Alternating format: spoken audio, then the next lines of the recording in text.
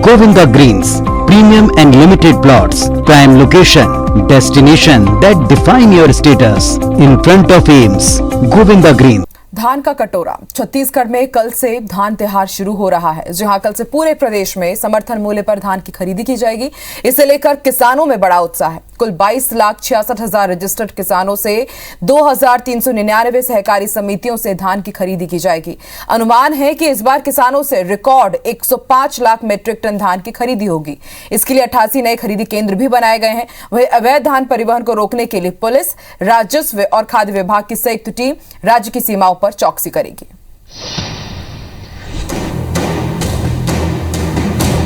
छत्तीसगढ़ में 1 दिसंबर से धान खरीदी की शुरुआत हो रही है। समर्थन मूल्य पर धान की खरीदी के लिए सरकार ने सारी तैयारियां पूरी कर ली है। इस साल कुल 22,66,000 रजिस्टर्ड किसानों से समर्थन मूल्य पर धान की खरीदी की जाएगी। किसानों से धान की खरीदी कुल 2399 सहकारी समितियों से की जाएगी। अनुमान है कि इस बार किसानों से रिकॉर्ड 105 लाख मीट्रिक टन धान की खरीदी होगी। इसके लिए इस बार 88 नए खरीदी केंद्र खोले गए हैं। 31 जनवरी 2022 तक धान की खरीदी की जाएगी। 105 लाख मीट्रिक टन धान खरीदने के लिए 5 लाख गठान बारदाने की जरूरत पड़ेगी। इसमें से राज्य को अब तक 86,000 जूट बारदाने मिल चुके हैं। वहीं पीडीएस दुकानों और मिलर से 1 लाख गठान बारदाने की व्यवस्था की जा रही है। इसके अलावा ओपन मार्केट से करीब 1.13 लाख गठान HDPI PP बारदाने का इंतजाम भी किया जा रहा है। बारदाने की वजह से कोई अव्यवस्था की स्थिति निर्मित न हो, इसलिए सरकार ने किसान को खुद के बारदाने में धान बेचने की अनुमति भी दे दी है। बारदाने की कमी को लेकर विपक्ष ने भी सवाल उठाए हैं।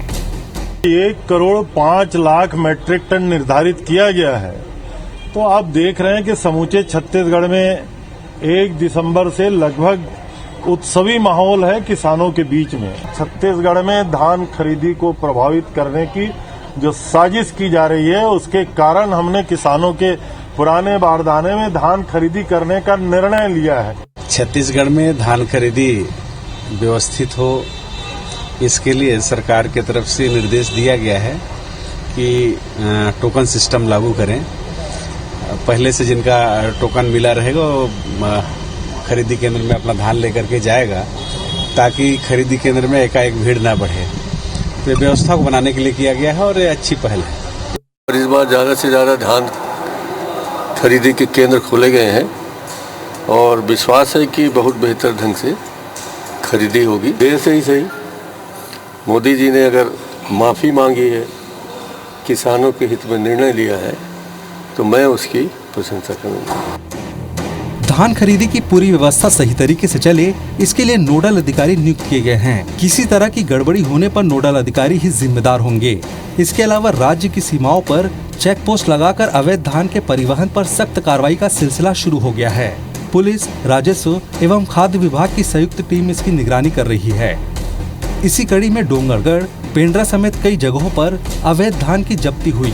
धान खरीदी शुरू होने से पहले कहीं कहीं टोकन को लेकर अव्यवस्था की स्थिति बनी, जिसके बाद धान खरीदी शुरू होने से पहले चीफ सेक्रेटरी ने बैठक लेकर तैयारियों की समीक्षा की। उन्होंने कमिश्नर, कलेक्टर, आईजी और एसपी को सख्त निर्देश दिए हैं कि किसानों को किसी तरीके की कोई परेशानी न हो। Bureau report, IBC 24।